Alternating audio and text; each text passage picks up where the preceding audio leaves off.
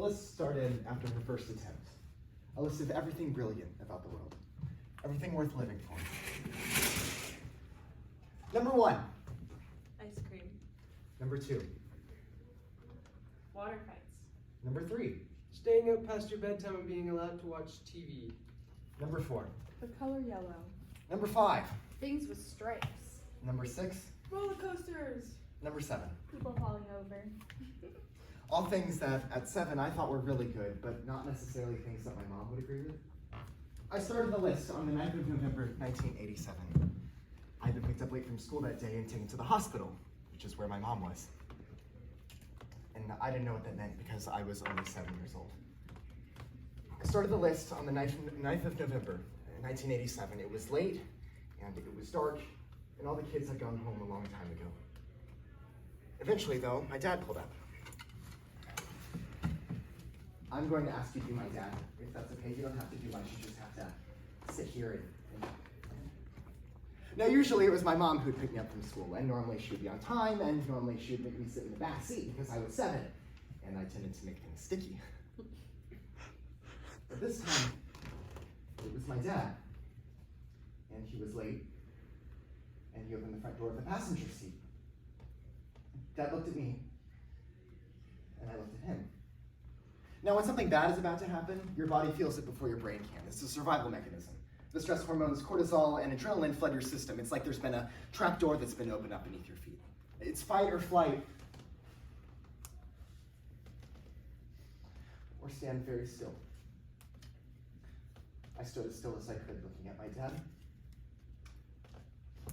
Eventually, I got myself into the car. Dad had the radio on, and the window had been down because he'd been smoking. Now, at this part, I'm going to be me as my dad, and you're going to be me at 7 years old. So, you're just going to ask me why whenever I finish the sentence. Okay. And you can use the backpack if you want.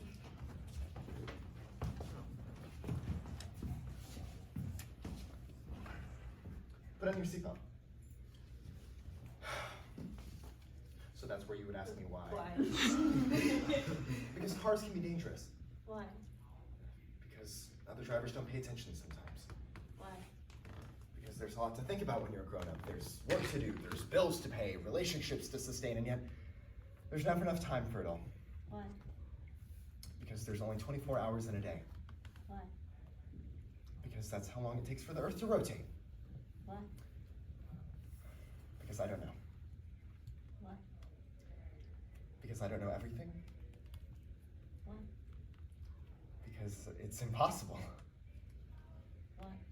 Because it's impossible to know everything. Why? Because it's too much for anyone to know. Why?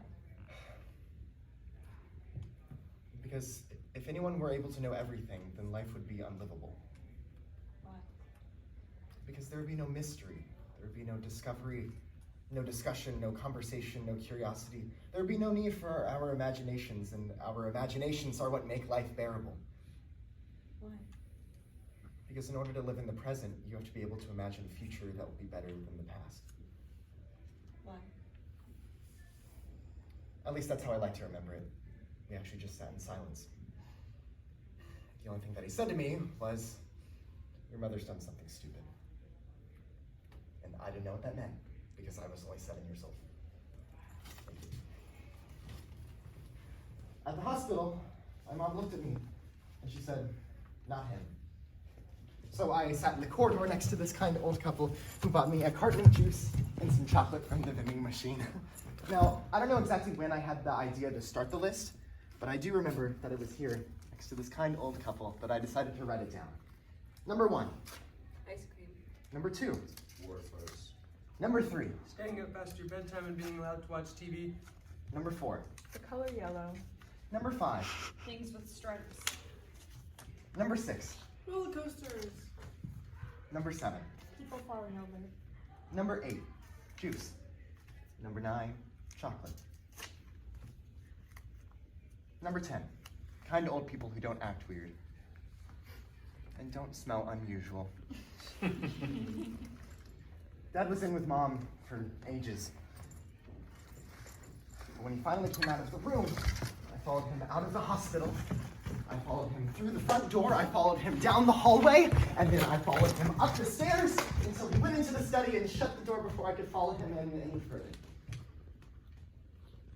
But I waited around to see what kind of music he put on. I knew the rules. If it was this woman singing, it meant that I could go into the room. If it was the kind of music you could sing and dance to, though, it meant that I could go in, but I also ran the risk of being hugged and spun around in his chair. And if there was no singing, it meant that he was working and I should probably be quiet. And if it just sounded like all of the instruments were falling down the stairs, well, it meant that I should probably leave him alone. So, I waited to see what kind of music he put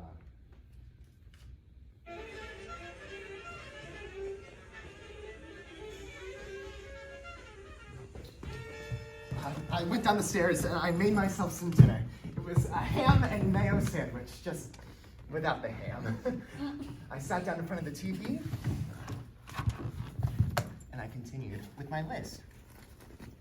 But it occurred to me that there was no reason why the list should be in any particular order. There's no way of saying, for example, that Danger Mouse was objectively better than spaghetti bolognese. Number 23. Danger Mouse. Number 24. Spaghetti bolognese. Number 25. Wearing a cape. Number 26. Being in the sea and nobody knows. I stayed up late into the night writing my list, and I fell asleep in the living room. Dad must have carried me upstairs. Mom didn't come home for about a week or so, and when she finally came home, the list had grown to 8 pages long and had 314 things on it.